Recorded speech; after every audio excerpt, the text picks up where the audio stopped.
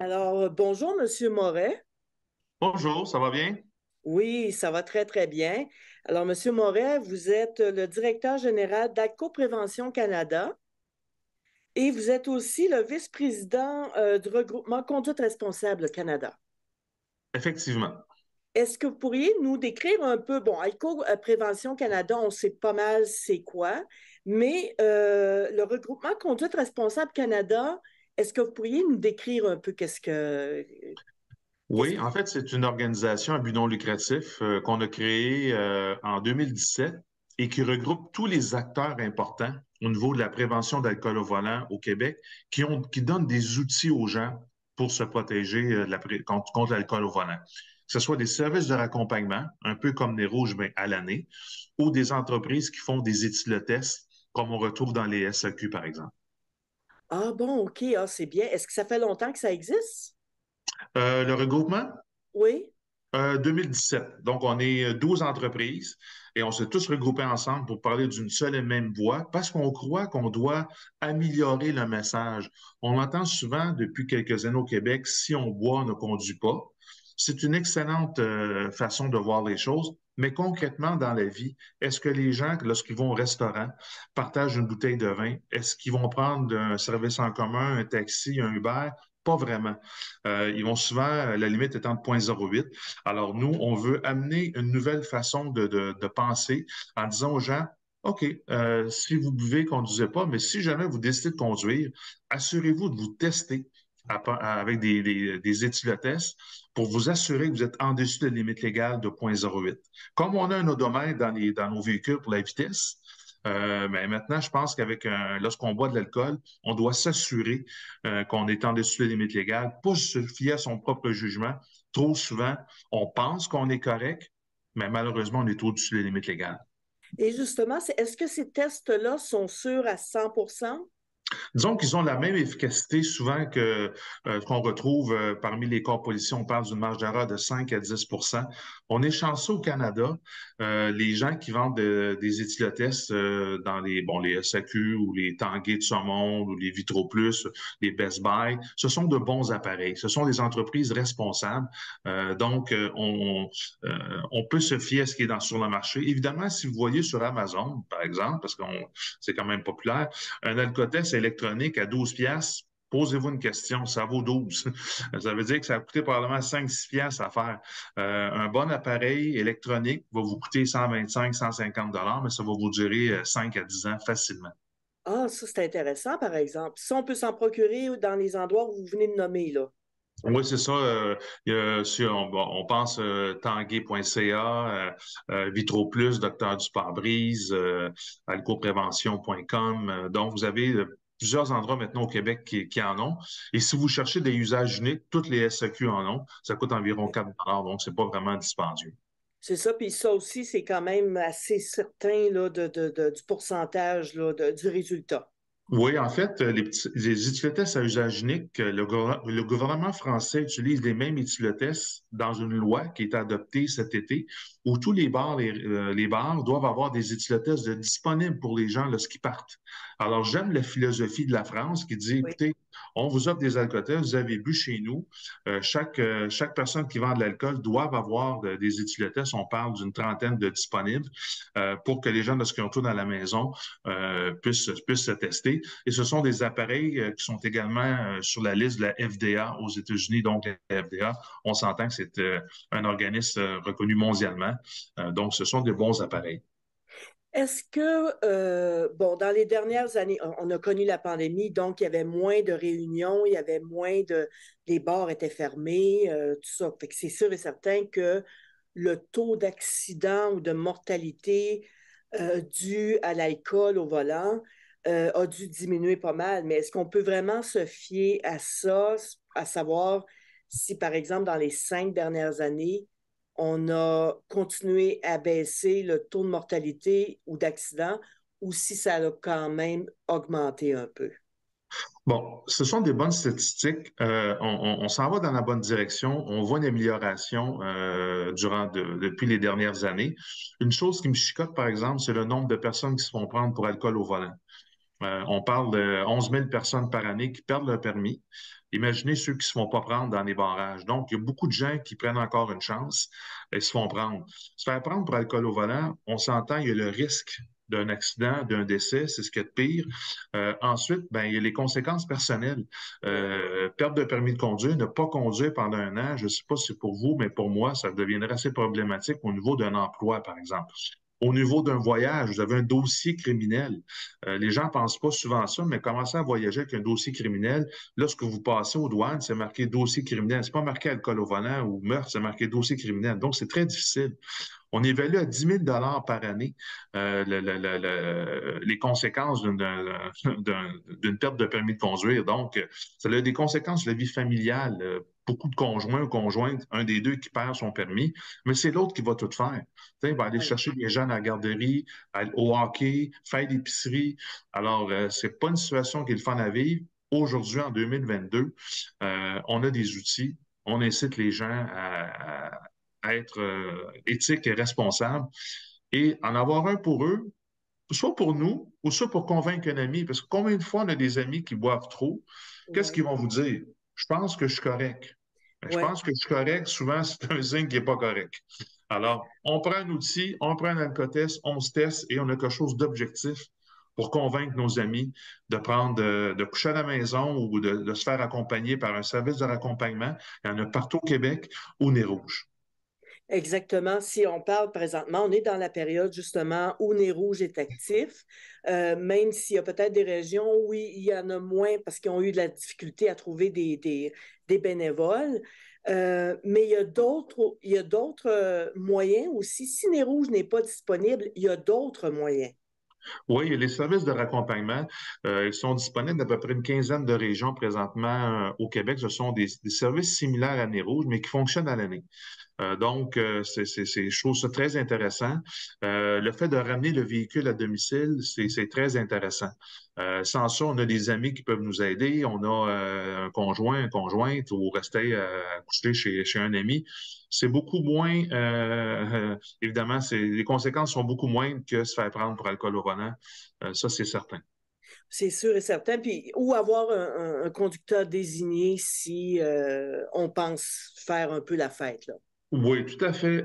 Conducteur désigné, j'ai lu une étude récemment au Canada. C'est un concept qui est extraordinaire. Lorsque j'ai lu l'étude, je me suis dit, wow, 30% des conducteurs désignés consomment dans la soirée. Imaginez. Donc, il faut faire attention. Les conducteurs désignés, là, euh, souvent la pression des amis, surtout les jeunes. OK? Oui, Bon, juste une petite bière, Michel, il n'y a pas de problème. Puis là, ensuite, c'est un peu de drogue peut-être, une autre petite bière. Donc, il faut faire attention. Ce sont des données que j'ai lues selon un rapport de Les Mères contre l'alcool au volant. oui. Et j'ai été choqué de lire ça. Et je pense qu'il faut faire attention. C'est un excellent concept des conducteurs désignés, mais assurez-vous, conducteurs désignés, je m'adresse à vous, là, buvez pas durant la soirée. Oui, c'est ça. Et quand on a ben, si on veut dire avoir la chance d'avoir un ami ou une amie qui ne boit pas, généralement, ça, on peut se fier sur cette personne-là. Mais puis je pense que les bars, maintenant, quand on spécifie qu'on a un conducteur désigné, vous me direz si je me trompe, quand on a un conducteur désigné, est-ce qu'on peut, par exemple, avertir le barman et que cette personne-là boive, bon, d'habitude, il leur paie la liqueur ou l'eau Ouais. Perrier durant la soirée. Oui, en fait, j'ai vu un programme qui est fait avec la SAAQ à Longueuil. Alors, ils ont un programme vraiment dans tous les bars de l'agglomération de Longueuil, mais je ne suis pas certain que c'est disponible partout. Oui, c'est ça. Euh, ça s'appelle Code Barre, le programme que vous parlez. C'est très Oui, intéressant. Si ça, c'est pas disponible, allez-y avec des boissons sans alcool. C'est rendu, écoutez, là, les bières sans alcool ont une croissance fulgurante. Les mocktails, c'est super le oui, fun. Ça goûte super bon. Alors, ça fait comme, on est dans l'événement également. oui. Pas nécessairement avec un verre d'eau. On est plus, on est plus dans le party, mais de façon en conducteur désigné. Oui, exactement. On sait que l'opération Nez Rouge, je pense que, il y a des pays qui ont repris ce concept-là, parce que quand ça a commencé, il y a, mon Dieu, ça fait combien d'années que l'opération Nez Rouge Oh, bonne question, je vous Une dirais. trentaine d'années, certains. Oui, sûrement une trentaine d'années, là. Ouais, Il y a d'autres pays qui ont pris cette initiative, je pense, d'offrir un raccompagnement, surtout dans le temps des fêtes, parce que c'est ouais, là où on a le plus de réunions. ouais. Est-ce que ça, c'est bon, parce que dans le fond, c'est tous les pays qui sont festifs durant le temps des fêtes. Fait que c'est une bonne chose, là. C'est juste qu'il faut avoir des gens qui sont prêts à sacrifier une soirée de temps en temps. Les entreprises, souvent, les entreprises vont s'impliquer pour être Ouais. capables de raccompagner des gens. Comme un peu, comme présentement, il y a une pénurie de main-d'œuvre pour des emplois bien payés. Imaginez pour les bénévoles le défi que Nez Rouge peut avoir présentement. Oui, absolument. Mais moi, j'ai toujours dit, parce que pour l'avoir fait en gang, comme on dit, parce que c'est ça qui est le plus drôle, hein, qui est le plus fun, une entreprise, quand ils forment des groupes, bon, ben un soir, c'est ces groupes-là, c'est ça qui fait que c'est le fun, parce que c'est le fun de faire les rouges. Ouais. Et- Moi, je pense que c'est une chose que, sans être dans les rouges, mais si j'étais dans la direction, je pousserais beaucoup les entreprises, leur Oui. effort corporatif, de responsabilité, d'éthique, de dédier une soirée à un organisme comme ça. Monsieur Moret, je voulais vous parler d'un événement qui est arrivé il n'y a pas longtemps à l'Université de Sherbrooke. C'est que, comme toutes les universités, il y a des parties, OK, Mhm. dont les étudiants font des parties sur le campus. Dans ce cas-ci, on parle spécifiquement des 5 à 8 qui OK. avaient lieu sur le campus de l'Université de Sherbrooke. Ça, c'est une période entre 5 heures et 8 heures où les étudiants ont accès à de la boisson pas très chère. OK. Et il y a beaucoup de jeunes qui boivent à outrance parce que c'est pas cher. Qu'est-ce que vous pensez des universités qui laissent ça sur leur campus? Ben, l'organisme que tout le monde connaît, Éduc-Alcool, qui est basé à Montréal, a des programmes qui sont fort intéressants pour les universités et les jeunes. Oui, Bon, moi, je pense que la vente d'alcool à bas prix, elle est maintenant réglementée. Je n'ai pas les détails de vos soirées, là, mais si c'est de la bière à une pièce ou une pièce et demie, je pense qu'il y a des règlements maintenant qui contrôlent ça. OK. Alors, c'est sûr que la formation, la sensibilisation auprès des associations étudiantes, de la part d'organismes comme Éduc-Alcool ou de nous, c'est la première chose à faire. Parce que les jeunes là, qui arrivent à 18, 19, 20 ans à l'université, là, c'est comme, surtout à Sherbrooke, beaucoup de gens qui viennent de l'extérieur, à mon avis, Oui. euh, ça fait comme là, on découvre une toute nouvelle vie. Et je peux comprendre les jeunes d'être excités par de tels événements, mais il faut quand même sensibiliser les gens et mettre des barrières à ce niveau-là. Que ce soit des étiquettes qui sont disponibles, des services de raccompagnement, des prix qui sont raisonnables, Oui. sans être ridicules. Donc, je pense qu'ils peuvent faire des choses intéressantes. Je dois dire cependant que nous, on a travaillé avec l'Université de Sherbrooke sur d'autres programmes. Ils ont été formidables. Tout ce qui avait à trop drogue du viol. Alors, ils ont fait beaucoup de campagnes. Ils ont donné des outils aux étudiants pour s'assurer que leur consommation n'ait pas de drogue du viol. Donc, il se fait également de belles choses à l'Université de Sherbrooke de la part de la direction. La moyenne d'âge de ceux euh, qui sont arrêtés pour alcool au volant, est-ce qu'il y a une moyenne d'âge? Est-ce que les jeunes sont plus susceptibles ou ça peut être autant dans les 40 ans, 50 ans? Est-ce qu'on a une moyenne d'âge? Je vous dirais que les jeunes de 18 à 25 sont surreprésentés dans les accidents. Ça, c'est certain. Ah, ouais. Mais je vous dirais, savez-vous quoi? Moi, j'ai un jeune de 22 ans, j'ai une fille de 19 ans, et je vois que les jeunes ont pris des mesures, ils ont été éduqués en prenant en se responsabilisant. Et je trouve que c'est un bel effort de la part des jeunes. Les conducteurs désignés font attention. Vous savez quoi, les gens qui ont le plus de misère au niveau de la prévention sont les gens comme moi de 50 ans et plus, les hommes de 50 ans et plus. Ce sont des gens qui ont été euh, éduqués de l'ancienne façon et Ouais. ils vont toujours dire, je pense que je suis correct. Alors, pour ce qui est des statistiques ou de ce qu'on voit dans le marché, c'est vraiment les hommes de 50 ans et plus qu'on a de la difficulté à faire la sensibilisation, tandis que les jeunes sont très sensibilisés à cause des campagnes qu'ils ont vues avec la SAQ, Éduc-Alcool, à l'école. Donc, chapeau aux jeunes, mais malheureusement, il y en a quand même certaines proportion qui n'écoutent pas encore le message. C'est pour ça qu'ils sont surreprésentés dans les accidents avec les morts et les blessés. Oui, c'est malheureux parce que ça fait pas juste, ça fait plusieurs victimes en même temps. Parce que quand il y a un accident comme ça, les familles en souffrent autant que tout le monde. Fait que ça, c'est une bonne nouvelle de savoir que les jeunes sont euh, plus informés et plus peut-être prennent ça encore plus au sérieux. Ouais. Mais il y a encore de l'éducation à faire. C'est pour ça que vous êtes là. C'est pour ça que les organismes sont là. Puis encore, il y a encore de l'éducation à faire tout le temps. Hein? Oui, oui, oui. Puis, je suis content qu'un organisme comme le Regroupement de la conduite responsable du Canada soit né il y a quelques années, après plusieurs années d'efforts. On voit une différence. Le message, je pense, commence à passer.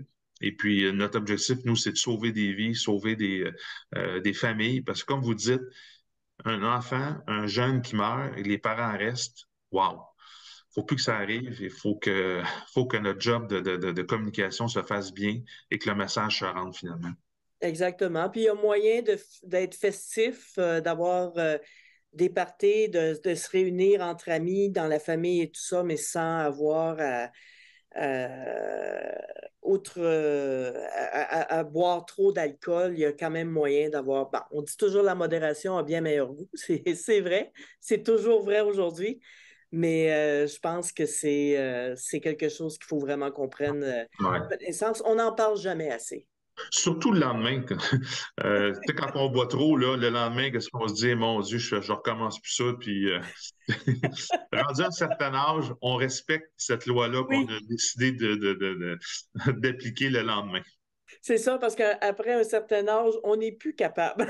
Non, non, c'est ça. Puis avoir mal à la tête, puis ça, c'est pas le fun avec tous les risques que ça amène. En tout cas, Exactement. moi, je suis rendu là. Exactement. Monsieur Moret, merci beaucoup de nous avoir accordé cette entrevue-là aujourd'hui.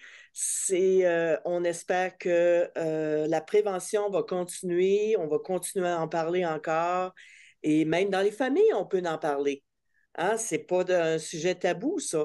Fait que merci beaucoup de faire ce que vous faites parce que je pense que c'est une bonne cause. Merci de votre généreuse entrevue, c'est bien gentil. Et puis, joyeuse fête à tout le monde. Vous aussi. Merci Merci. beaucoup. Au revoir. Au revoir.